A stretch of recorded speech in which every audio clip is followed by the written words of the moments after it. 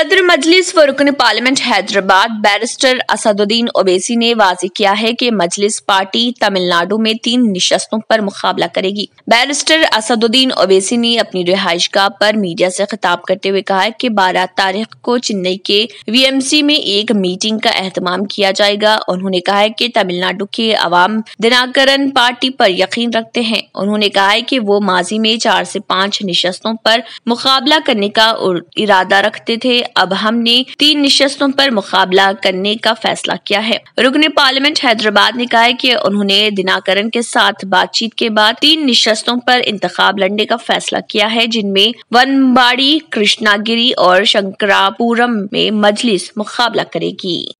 जनाब दिनाकरन साहब की जो पार्टी है AMMK से अलायंस हुआ है और तमिलनाडु के इस असेंबली के इलेक्शन में MIM पार्टी इस अलायंस में 3 सीट पर उनके साथ लड़ेगी। एक वानियमबाड़ी, एक कृष्णागिरी और एक शंकरापुरम। और साथ ही साथ हम इस अलायंस का हिस्सा हैं। हम लोग जॉइंटली इलेक्शन कैंपेन करेंगे और हमारी 12 तारीख को चेन्नई में YMCA ग्राउंड्स पर शाम में एक पब्लिक मीटिंग भी होगी। और आज आपको मालूम होगा कि हम लोग इस अलायंस में साथ हैं और हमारी पूरी कोशिश होगी कि तमिलनाडु की पॉलिटिक्स में जो हमेशा DMK लेड अलायंस या ADMK लेड अलायंस होता है, तो एक थर्ड अल्टरनेटिव के तौर पर मुझे यकीन है कि मिस्टर दिनाकरन की लीडरशिप में AMMK या AIMIM और दूसरे जो पार्टीज इस अलायंस में होंगे, हम लोग एक थर्ड अल्टरनेटिव बनकर तमिलनाडु की आवाम के पास जाएंगे। और मुझे यकीन है कि तमिलनाडु की जनता अपनी मोहब्बत से और अपनी आशीर्वाद से जनाब दिनाकरन साहब की पार्टी AMMK को और इस अलायंस जितने पार्टीज है उनको अपनी दुआओं से नवाजेगी। ये हमारी एक कोशिश होगी। Sir, you have said that you are hoping to they can join this alliance, they will join this alliance, or you are in touch with several other political parties. Can you name them? No, it is better that Mr. Dinakaran, who is the head of AMMK, will speak about which other groups, political parties and organizations are going to be part of this alliance led by him. As far as I know, there are many parties and groups and organizations who are in touch with Mr. Dinakaran.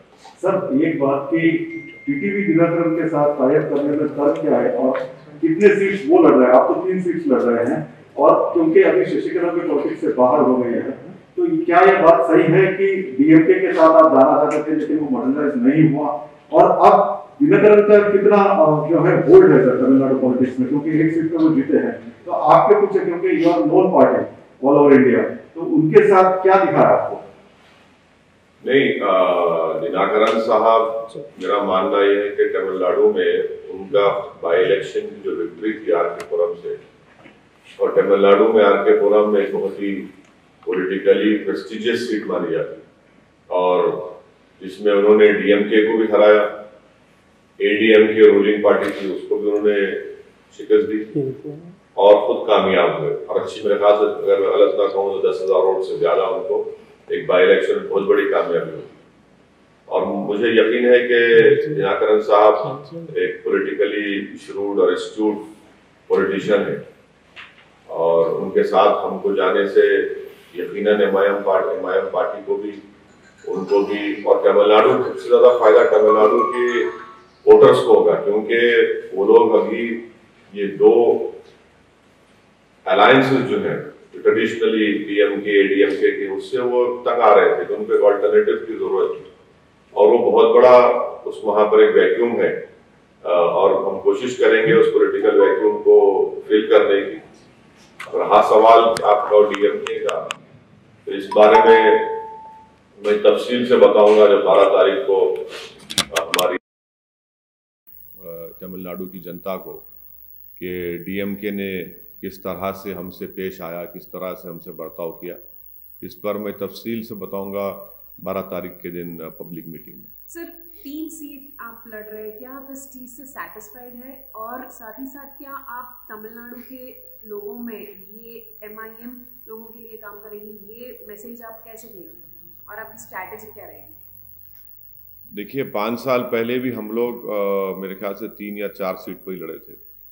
तो इस बार भी हम हमारी party के जो जिम्मेदारान हैं और AIMIM party के जो यहाँ से ऑब्जर्वर है जनाब तैयब साहब और हमारे तमिलनाडु के प्रेसिडेंट जनाब वकील साहब, जब DMK हमारे AMM के पार्टी के लीडरशिप से बात किए तो उस वक्त भी हम लोग सिर्फ यही 3 सीट हम लोग उनको बोले थे। तो हमको यकीन है कि इससे हमारे लिए पार्टी के लिए भी अच्छा होगा और तमिलनाडु के दलित, तमिलनाडु के मुस्लिम माइनॉरिटी, तमिलनाडु के जो वीकर सेक्शंस हैं, हमारी कोशिश होगी कि उनकी एक इंडिपेंडेंट वॉइस हम वहाँ पर बने और यकीनन वहाँ पर एक बहुत बड़ा स्पेस है और उस स्पेस को हम पूरी कोशिश करेंगे फिल करने के लिए, क्योंकि जितने भी ट्रेडिशनल जो अलायंसेस हो रहे हैं उसमें कोई लीडरशिप बनती नहीं है माइनॉरिटी की ख़ास तौर से। तो सिर्फ उनकी ज़बान पर किसी का B फॉर्म होता, किसी का A फॉर्म होता। हमारी कोशिश होगी कि एक वायबल तरीके से हम लोग वहाँ पर इस वैक्यूम को फिल कर सकें। सर आप तमिलनाडु में DMK से पहले बातचीत चल रही थी, वो किन्हीं वजहों से नहीं पूरी हो पाई। बंगाल में भी चल रहा था, तो एक आपको ऐसा लगता है कि एक ऐसा पॉलिटिकल वो नेक्सस काम कर रहा है या ऐसे लोग काम कर रहे हैं जहां जहां आपके जिस सूबे में स्ट्रॉन्ग स्टेक होल्डर्स के साथ आपकी बात चल रही है उसको डाइल्यूट कर दिया जा रहा है, उसको एक तरह से खराब कर दिया जा रहा है? तो क्या आपको लग रहा है कि मौजूदा पॉलिटिक्स में आपको कुछ लोग, कुछ सियासी धड़ा आपको अछूत की तरफ बिहेव कर रहा है? नहीं, ये तो बिल्कुल सही है कि भारत की पॉलिटिक्स में बड़ी अनफॉर्चुनेट बात है कि हर कोई ये समझता है कि AIMIM एक अनटचेबल पार्टी है। AIMIM से अगर अलायंस छोड़ी अगर बातचीत भी करेंगे तो हमारा मेजॉरिटी कम्युनिटी का वोट हमसे भाग जाएगा। और ये ज़्यादातर जो अपने आप को जो पार्टी जो सेकुलर कहती हैं उनको लगता है। दूसरा ये है कि उनको एक फीलिंग ऑफ इनसिक्योरिटी है कि स्पेशली मुस्लिम माइनॉरिटी का जो यूथ है वो काफ़ी MIM से जुड़ रहा है, जुड़ा हुआ है, क्योंकि उसके होप्स, एस्पिरेशंस, उसमें एक चर्निंग है। वो ये चाहता है कि भाई हमारी एक पॉलिटिकल वॉइस हो, हमारी भी एक पॉलिटिकल लीडरशिप हो। वो तंग आ चुका है इन सेकुलर पार्टीज को वोट देते देते, और वो इन पार्टीज में जो लीडरशिप है उसको मानने को तैयार नहीं है। तो यकीनन ये MIM पार्टी को एक अनटचेबल के तौर पर ये लोग पेश करते हैं और उनका आर्गूमेंट ये होता है कि अगर हम AIMIM से बात करेंगे, अलायंस से छोड़ो, तो हमारा मेजॉरिटी कम्युनिटी का वोट भाग जाएगा। ये सेकुलर पार्टीज ये नहीं देख रहे हैं कि भाई आपका वोटर है ही कहाँ आपके पास। स्पेशली मुल्क के बहुत से स्टेट्स में तो वोटर भाग चुका है, उनका जो ट्रेडिशनल वोटर था सेकुलर पार्टीज का तो है ही नहीं। तो अब इसीलिए थोड़ा वो लोग इनसिक्योर फील करते हैं और हमारे को कोशिश करते हैं कि हमसे बातचीत ना हो और इस तरह के इल्ज़ामात लगाते हैं। मगर ये चलता है पॉलिटिक्स में। हम अब मेहनत करेंगे और अच्छी बात भी हमारे लिए भी, हमारे पार्टी के मेंबर्स के लिए भी एक ऑब्जेक्टिव है कि हम अपने बलबूते पर मेहनत करके अपना नाम और मुकाम पैदा करेंगे, और जब वो हो जाएगा तो जब हालात और बदल जाएंगे। सर, हालांकि आपने प्रेस कॉन्फ्रेंस तमिलनाडु पे रखा है, लेकिन एक सवाल है, आपने पिछले दिनों एकला चलो की बात कही थी अपनी प्रेस कॉन्फ्रेंस में, तो क्या बंगाल में आप एकला चलो को फॉलो करेंगे? बंगाल के ताल्लुक से सर मैं आपको पहले भी बता चुका हूँ, एक मुनासिब वक्त पे मुनासिब बात मैं आपसे करूँगा। अभी वो वक्त आया नहीं है। और इलेक्शन लड़ना जो है ना, आपको तो अपनी पार्टी की ताकत पे भरोसा होना चाहिए। जीत हार तो अल्लाह के हाथ में। तो इलेक्शन तो लड़ना पड़ेगा ना आपको। आप कोई भी इलेक्शन, कोई पॉलिटिकल पार्टी, सबसे पहला उसको अपनी पार्टी के मेंबर्स के ऊपर, अपने आप पर, उस पॉलिटिकल पार्टी को कॉन्फिडेंस होना चाहिए, तो जब आगे बढ़ते आप। तो हम हमेशा से अकेले लड़ते आए हैं। अब तक जो आप देखें एमआईएम का जो पॉलिटिकल जर्नी है, इसमें कोई पॉलिटिकल पार्टी ने ना हमको प्रमोट किया ना हमारा साथ दिया। हम तो लड़ते हुए आए हैं, मेहनत की है, हमारे पार्टी के मेंबर्स ने बड़ी कुर्बानियाँ दी। हाँ, हमसे गलतियाँ भी हुई हैं, उन गलतियों से हमने अपने आप को सही भी किया है, करेक्ट भी किया है। तो ये तो प्रोसेस है, चलता रहेगा।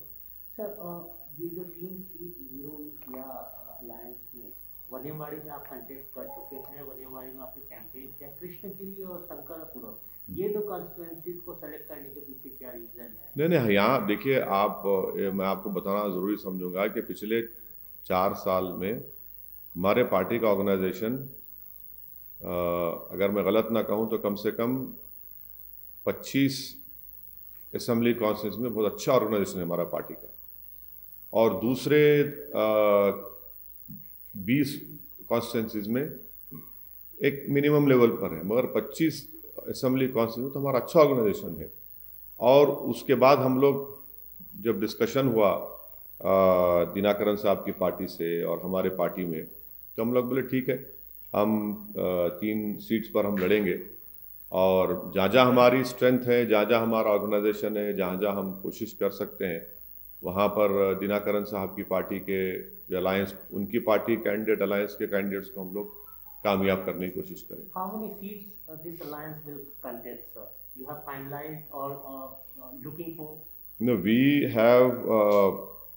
are going to contest in 3 seats in the forthcoming Tamil Nadu Assembly election, and we are very happy that we are part of the alliance of AAMMK led by Mr. Dinakaran, and we are going to contest in Vaniambadi, Krishnagiri and Sankarapuram, and we'll be holding a joint public meeting. I'll be also be joining that public meeting, which is going to be held on the 12th of March in Chennai in the evening in the YMCA grounds.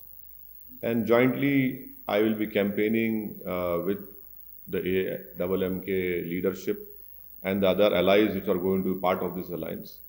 And we are definitely going to try and give a third political alternative to the people of Tamil Nadu, because traditionally there has been only 2 alliances, the ADMK and the DMK-led alliance. So the Tamil Nadu people definitely want a third political viable alternative, and there is a huge political space for that. Mr. Dinakaran's victory in a by-election, that itself is a very historic victory which he attained, because the assembly constituency which he represents is a very prestigious political constituency, and he defeated ADMK and DMK. So that itself had shed a lot of shudders and concerns in other 2 political formations. So we'll definitely try, and our whole intention is that the people of Tamil Nadu, especially the weaker section, the OBCs, the Muslim minorities, they deserve an independent political voice, because the other 2 alliances, you are not very independent in voicing the real concerns of the weaker sections. So we hope to do that. How many seats this alliance will contest, sir? 2 out of 234, how many seats? As far as I know, we are contesting 3 seats. The remaining 231 seats will be contested by Mr. Dinakaran's party and the other alliance partners. The whole details would be given to you by Mr. Dinakaran when he holds a press conference today or tomorrow. Every details will be given. So far you are looking for contesting on each and every seat of Tamil Nadu, sir, this alliance? This is what I know, but this will be clarified in a much better way when Mr. Dinakaran holds a press conference and addresses the media. He will tell you in detail which constituencies, which parties are contesting. Sir, इससे हटके अभी चुनाव से ये कल बाटला house responder पे court का judgement आया है, जिसमें माना है कि जो आरिफ है उसने ये किया है, और जो साइंटिफिक एविडेंस है उसको माना है। उसके पहले जब ये एनकाउंटर हुआ था, काफी सारे लोगों ने आंसू बहाए थे, कहा था कि ये एनकाउंटर झूठा है, फर्जी एनकाउंटर है। तो अभी क्योंकि 2 कोर्ट्स ने इसको माना है कि ये सही एनकाउंटर था और जो मुजरिम है वो पकड़ा गया वो बिल्कुल सही है। इसको क्या और इंडियन मुजाहिदीन का भी इसमें हाथ है, तो आप क्या कह रहे हैं सर? आपका भी वॉइस था इस पे। आपको क्या कंसर्न है मेरे से सवाल कर रहे हैं? आपका कंसर्न क्या है? कंसर्न ये है कि जब ये एनकाउंटर हुआ तो सोनिया गांधी ने आंसू बहाए थे। अच्छा। कांग्रेस पार्टी ने कहा था कि ये फर्जी एनकाउंटर है, ठीक है। कई सारे दूसरे लीडर्स ने भी कहा था कि इस पर जांच होनी चाहिए जी। अब 2 कोर्ट्स ने उसको सही ठहराया। अब आप देखिए, मैं तो AIMIM का रिप्रेजेंटेटिव हूँ। अब आप जो लीडर्स का नाम ले रहे हो दूसरी पार्टी के हैं, जो मेरे सख्त खिलाफ हैं, जो मेरे को रोज सुबह शाम मेरे को गाली देते। अब इन लोगों का जवाब मैं कहाँ दे सकता हूँ? प्रसाद साहब, उनसे ही पूछ लो। आप अपने दिल्ली ब्यूरो को बोलो, आप उनको जो रोए या नहीं नहीं उनसे नहीं नहीं मैं नहीं नहीं मैं नहीं नहीं नहीं नहीं मैं देखिए नहीं नहीं देखिए को मानते हैं तो एक बात ये क्या सही ठहराते हैं या नहीं? 2 कोर्ट ने फैसला दिया है। As a independent political party आप भी हर चीज में अपनी जो है रुचि रखते हैं। कोर्ट का जजमेंट है, मानना पड़ेगा ना। कोर्ट का जजमेंट कौन नहीं मानता, बोलिए आप? जुडिशरी का जजमेंट है, मानना पड़ेगा। और जो भी डिससेटिस्फाइड होगा उसको अपील करने का मौका है, वो भी कोर्ट का प्रोसेस है। तो कोर्ट का जजमेंट है, इसमें मानना नहीं मानने का क्या? कोर्ट का जजमेंट है। आपको कोर्ट के जजमेंट से आप मुतमईन नहीं है, अपील करिए, सुप्रीम कोर्ट तक जा सकते हैं आप, फिर रिव्यू पिटिशन डाल सकते हैं। तो जुडिशियल प्रोसेस है, इनको राइट है। कोर्ट का जजमेंट है, मानना पड़ेगा, उसमें क्या है। मगर आप जो पॉलिटिकल पार्टीज का बात नाम ले रहे हो वो उनसे पूछिए, मैं कैसा बोलूँ? Sir, now you have finalized whole plan for Tamil Nadu. What about Bengal? Because Bengal was on your priority list. When you are visiting again last You time? see, I don't know whether you have followed what I said in my party formation day public meeting. MIM contesting elections or not contesting elections is based on what my party thinks is right for my party. So we will decide at an appropriate time. Our team members are in Bengal, led by Mr. Majid Hussain, along with our Bengal team is there. And once we meet them, and we'll decide and let you know. So nothing is finalized, whether your party will contest or not contest. No, I'll let you know at appropriate time. Regarding the blind side issue, that is not MIM intention combination rate is only political allegation कर रहा है आपको sir. मतलब BJP का भी ये comments है। Comment है जस्ट रिसेंटली अरविंद ने बोला। बोलते बच्चे सर मतलब बाइंसा की इंसिडेंट कैसा देखते हैं आप? क्या बोलना? बोलते बच्चे क्या है? नहीं सर, आपके पॉइंट से कैसा देखते हैं? मतलब हाँ? आप तो अपील करते रहे कि नहीं होना चाहिए। हाँ बिल्कुल, क्यों नहीं करेंगे भाई, हमेशा अपील करें, हमेशा अपील करें कि अमन रहना, पीस रहना। हम तो तेलंगाना गवर्नमेंट को मैं पहले ही बोल चुका हूँ, तेलंगाना गवर्नमेंट के लीडरशिप को बोल चुका हूँ कि old Nizamabad district, old Adilabad district में पूरी तवज्जो लेने की ज़रूरत है वहाँ पर। ये ऑलरेडी मैं ऑन रिकॉर्ड बोल चुका हूँ सबको। कहीं पर भी ब्रीच ऑफ पीस नहीं होना चाहिए, कहीं पर भी वायलेंस नहीं होना चाहिए। ये अच्छा नहीं है। तेलंगाना, ये भैंसा के रिसेंट 2 इंसिडेंट्स को छोड़कर ओवरऑल तेलंगाना बड़ा पीसफुल रहा है, बावजूद इसके कि कम्युनल और फैशिस्ट फोर्सेस जो है वो प्रोवोकेशन करते रहते हैं, मगर ओवरऑल पीस रहा है। तो पीस को और स्ट्रेंथन करने की ज़रूरत है। और यकीनन मैं उम्मीद करता हूँ कि भैंसा हो या तेलंगाना हो, वहाँ पर अमन रहेगा और अमन और मजबूत होगा। कर्नाटक के होम मिनिस्टर ने सर अभी कहा है कि गवर्नमेंट सोच रही है एक ऐसे कानून का जो ये malicious अटैक एंड जो कैंपेन, फेक कैंपेन या ब्लैकमेलिंग काइंड ऑफ इंसिडेंट्स हो रहे हैं पब्लिक रिप्रेजेंटेटिव के खिलाफ, उसके खिलाफ एक कानून बनाने की वो लोग तैयारी कर रहे हैं कि ऐसा कानून लेके आया जाए कि इस तरीके के फेक और blackmailing kind of activity public servant से रिलेटेड ना हो। आप बोलिए, आप मीडिया में रह के आप बर्दाश्त करेंगे इसको? क्या मतलब ब्लैकमेलिंग का? ब्लैकमेलिंग का मतलब क्या है? आप अपनी जिंदगी जो है गंदगी में गुजारेंगे, बदकिरदारी में गुजारेंगे, एक्सप्लॉयटेशन करेंगे कमजोरों का, और जब आपकी गंदगी और बुराई आवाम में आ जाती है तो आप उसको बोलते कि नहीं दिखाना। वो कौन क्या अपने घर में कर रहा मेरे को उससे मतलब नहीं है, वो आप क्या करते आपका राइट है वो। बट अगर जब कोई आपके ही पॉलिटिकल अपोनेंट्स आपके वो निकाल देते हैं वो तमाम चीजों को, तो फिर उस पर क्या बोलेंगे आप? आप बोल रहे ब्लैकमेलिंग नहीं करना, फिर आप बीफ के ऊपर कानून क्यों बनाए? ये क्या बात है भाई? आप मैं क्या खाना खाऊंगा आपको उसकी फिक्र क्यों है? करीब पूरी खुरेश कम्युनिटी जो है जिनका प्रोफेशन ही खुद ये है, उनको बर्बाद कर दिया पूरे कर्नाटका में। और आपके एमएलएस की जब बात आ रही है तो आप बोल रहे हैं, क्या बोल रहे हैं? ब्लैकमेलिंग का कानून बनाएंगे। फिर मैं जो खाना चाह रहा हूं, ठीक है काउ स्लॉटर एक्ट है, मानते हो लॉ है, मगर ये दूसरा जो उस पर क्यों बंद कर दिया? पूरी इंडस्ट्री बर्बाद कर दी है। दलित गरीब जो मुसलमान हैं, जो गरीब लोग हैं, पूरा प्रोफेशन है उनका। अपनी जहां बात आ रही, अपनी चमड़ी को बचाने की बात आ रही तो ब्लैकमेलिंग हो जाता है। आपकी कलरफुल लाइफ पब्लिक में आ रही तो आप परेशान हो जा रहे हैं। आप कलरफुल क्यों लीड करते हैं भाई? ब्लैक एंड व्हाइट लीड करिए ना। मगर अपनी आपकी इंटेग्रिटी, आपकी अनपॉपुलैरिटी को आप बचाने के लिए लॉ बना रहे, मगर वो जो गरीब जो भूखा मर रहा है आपके लॉ से कर्नाटका में, उसकी कोई फिक्र नहीं है उनको। तो इससे मालूम हो रहा है कि कितना ये लोग लॉ बनाते सिर्फ अपने सेल्फ सेंटर्ड आइडियोलॉजीज के ऊपर, अपने आप को प्रोटेक्ट करने के लिए, अपने इमेज को प्रोटेक्ट करने के लिए। वो सीडी कौन निकाले क्या निकाले मेरे को नहीं मालूम। वो तो बीजेपी खुद अपने पार्टी में बना लेना सेल, और फिर उनके ही क्या 6-7 एमएलए कोर्ट को चले गए कि मीडिया रिपोर्ट नहीं करना। अबे मीडिया भी तो कुछ बोलना ना। हाउ कैन मीडिया टॉलरेट कर रहे हैं आप ऐसा?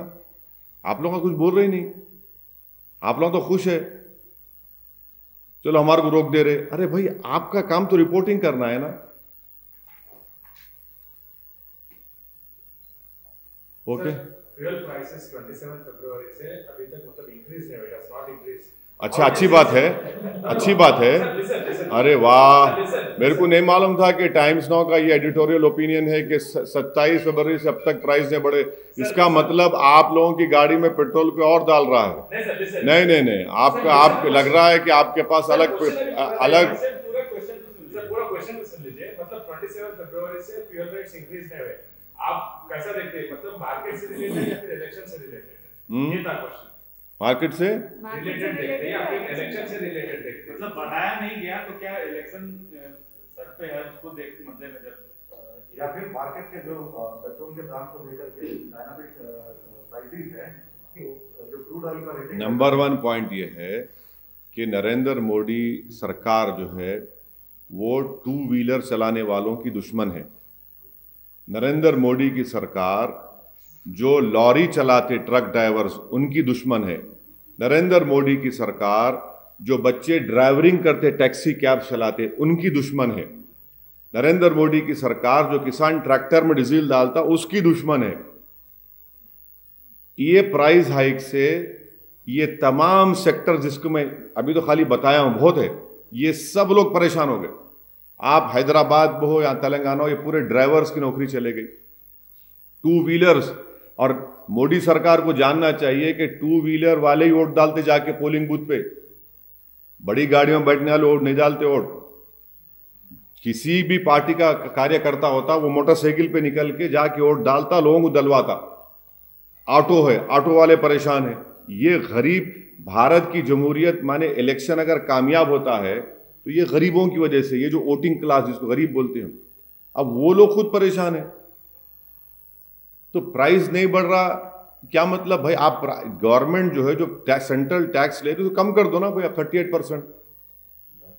अगर नहीं बढ़ा, अगर आपकी बात सच है तो आप टैक्स कम कर दो ना भाई, आप 10% कम कर दो। क्यों नहीं कम कर रहे आप कम करके दिखाइए ना गरीबों को। भाई आप गरीब के लिए, गरीब का गरीब तो पिटे जा रहा है। वो पैसा तो सब्सिडी में जाता है ना। कौन सी सब्सिडी में जा रहा भाई? योजनाओं कौन सी योजनाओं में जा रहा है भाई? कौन सी योजना, कौन सी योजना है? गरीब की गरीबी बढ़ाने की योजना है ये तो? कहाँ की योजना है ये? किधर है ये? तो आप जाके देखिए। आप लोगों को चाहिए कि पूरे कैमरास लेकर हैदराबाद के पेट्रोल पंप्स पर ठहर जाइए और जो पेट्रोल दिला रहा उसको बोलिए भाई साहब क्या आपकी राय है, देखिए आपको क्या बोलता है वो। आप लोग जाते नहीं है, खामखा मेरे चेहरे के पीछे पड़ रहे थे आप लोग। वो गरीब का चेहरा देखो जो रो रहा है आज। हर पेट्रोल पंप पे चलिए आप। अच्छा, आप जहां पर लॉरी के, जिस हैदराबाद में लॉरी का अड्डा बोलते, वहां चले जाइए आप, जहां पे तरकारी लेके आते लोग, पूछिए उनसे आप। हाँ, पूरा हर सेक्टर को इससे परेशानी हो रही है। मोदी सरकार ये समझती कि प्रोटेस्ट नहीं हो रहा। इनका प्रॉब्लम यही है ना कि रोड पे निकले तो समझते लोग। हम भारत की जनता को बोल रहे कि हम पार्लियामेंट में पुकार रहे हैं, सब लड़ रहे हैं, मगर मोदी सरकार से जब जनता रोड पर आकर अपने आक्रोश का इजहार करती है तब जाकर ग्रुप ऑफ मिनिस्टर्स की एक मीटिंग हो जाती फौरन। उसी जो रिएक्ट करते तो अब आएगी जनता, अब निकलेगी जनता, निकल के बताएगी। अरे भाई, बूथ को भी तो जाना है ना, बूथ को तो जाना पड़ेगा ना जनता को। ये महिलाएं हैं, एलपीजी प्राइस जाके पूछे ना महिलाओं से। बोली मोदी जी बोलते हैं बेटी बचाओ, आप बोलिए मैडम क्या है इसका? गैस का सिलेंडर नहीं ले रहे, मालूम आपको? जिसको गवर्नमेंट की गैस के स्कीम में सिलेंडर मिला गया था, सेकंड नहीं ले रहे वो। 800 रुपए भाई, कहां से घर का कमरे का किराया देंगे गरीब वो, या फिर अपना घर चलाएंगे? 860 रुपए घर का किराया भी देना है, घर का खाना भी लाना है। और मोदी जी बोलते कि मैं कर रहा हूं, मैं तो गैस का सिलेंडर। अरे कहां आप गैस का देख रहे नहीं? आप लोग तो गरीब को भूल ही गए। बीजेपी सरकार गरीब को भूल ही गई। मोदी जी गरीबों को भूल जा रहे हैं। वो खुद गरीबी से उठकर आए थे, मगर आज गरीबों को भूल जा रहे हैं। उनको गरीबों को याद रखना चाहिए। महिलाएं इतने परेशान हैं, बोल रहा हूं आपको, कई लोग, कई महिलाएं वो गैस का सिलेंडर अब चार्ज ही नहीं करा रहे। वो लोग चार्ज ही नहीं करा रहे। हम तो रिक्वेस्ट कर रहे हैं प्रधानमंत्री से कम इन गरीब महिलाओं को देख लीजिए, नजर करम कर दीजिए उनके ऊपर। आप गैस का, चलिए पेट्रोल डीजल आप नहीं करना चाह रहे, गैस तो कम कर दीजिए। मगर मीडिया में क्या है, सिर्फ गैस चलती है मोदी जी की, मोदी जी गैस, मोदी जी की गैस, गैस गैस, उनके गैस चल रहे, और वो एलपीजी पे परेशान पूरे लोग। कब तक गैस चलाएंगे भाई आप लोग? सर इलेक्शंस के रिलेटेड देखते हैं सर इस मुद्दे को। हाँ, इलेक्शन के रिलेटेड देखते हैं गैस मुद्दे। इसका असर इलेक्शन पे सुनिए, मेरी बात सुनिए। फॉरगेट अबाउट इलेक्शन, आते जाते रहेंगे। वो गरीब का क्या होगा भाई? आपको अंदाजा भी है कि जो ऑटो ड्राइवर, जो टैक्सी ड्राइवर, जो ट्रांसपोर्टेशन में और ये 3 व्हीलर्स, उनको जो पेट्रोल डीजल दिलाकर अपना काम करना पड़ता है, उन पर क्या गुजर रहे? उसको इलेक्शन से मतलब ही नहीं है, उसको अपनी गरीबी से मतलब है। इलेक्शन आते जाते रहेंगे ना, उसका गम और गुस्सा कौन देखेगा बताइए आप? जर्मन 10 हॉस्पिटल ऑर्थोपेडिक से मुताल्लिक हर मरीज यहाँ शिफायाब। इनाम याफ्ता doctor Mir Jawad Zar Khan, senior orthopaedic surgeon, advance operation theatre, ICU, digital x-ray, laboratory, physiotherapy, pharmacy, sharing और प्राइवेट रूम्स, लेडी डॉक्टर्स और डॉक्टर अर्जुमन सुल्ताना गायनेकोलॉजिस्ट की खिदमात हासिल। वाजिबी फीस और मुकम्मल सहूलियात से हजारों मुतमईन। एम्बुलेंस से आरास्ता German 10 orthopaedic hospital, pillar number 150, Attapur, Hyderabad. New Sun City Developers की एक और पेशकश, जहांगीर पीर दरगाह के दामन में आबादी के बीचों बीच तमाम सहूलतों से आरास्ता। एयरपोर्ट से सिर्फ 20 मिनट्स ड्राइव पर LV प्रसाद आई हॉस्पिटल और नाटको फार्मा के करीब। Commercial and residential plots, 100 square yards plot, easy instalment, gram panchayat approved layout, conversion land, 100% vastu, spot registration, clear title, 10 year security, water, electricity, 25 से 30 feet road, school, transport facility, gated community. घर बनता है इरादों से, और आपके इरादों को पूरा करे न्यू सन सिटी डेवलपर्स। तो जल्दी आइए और अपना प्लॉट बुक कराइए। New Sun City Developers, opposite Choice function hall, Chandrayangutta, Bandlaguda road, Hyderabad. Contact 98481 187780, 63037 10882। Real estate की दुनिया में पहली बार डायमंड कंस्ट्रक्शंस एंड डेवलपर्स की फखरिया पेशकश। 100 स्क्वायर यार्ड्स की खरीदारी पर रजिस्ट्री मुफ्त पाएं। ये पेशकश महदूद है। जेपी डायमंड हिल्स फेज 1 की शानदार कामयाबी के बाद डायमंड कंस्ट्रक्शन एंड डेवलपर्स के चेयरमैन हाफिज मोहम्मद जाफर की एक और मायनाज पेशकश। फेज 2 और phase 3 100 square yards plot 4 lakh और 5 लाख में दस्तयाब है। जहांगीर पीर दरगाह के दामन में मुकाबिले रिहाइश आबादी से मुत्तसिल electricity, water, BT roads, park, footpath, RTC bus, शजरकारी और मस्जिद की सहूलियत के साथ ग्राम panchayat approved layout, clear title, spot registration, gated community, Kothur mandal, Shamshabad airport से महज 25 मिनट की दूरी पर। बुकिंग जारी है। जल्द अज जल्द रब्त पैदा करें।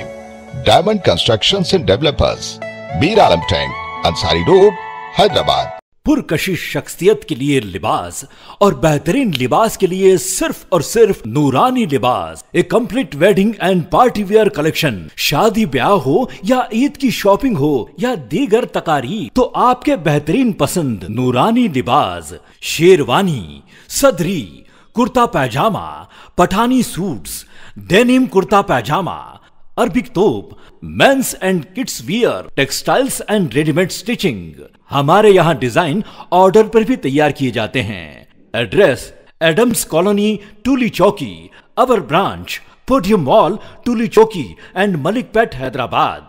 अगर आपने हमारे चैनल को अभी तक सब्सक्राइब नहीं किया है तो यहाँ पर रेड कलर का सब्सक्राइब बटन दिख रहा है, उसे क्लिक करें और हमारे चैनल को सब्सक्राइब कीजिए और साथ ही साथ बेल आइकन को भी क्लिक कीजिए, जिससे आपको ताज़ा अपडेट मिलती रहे।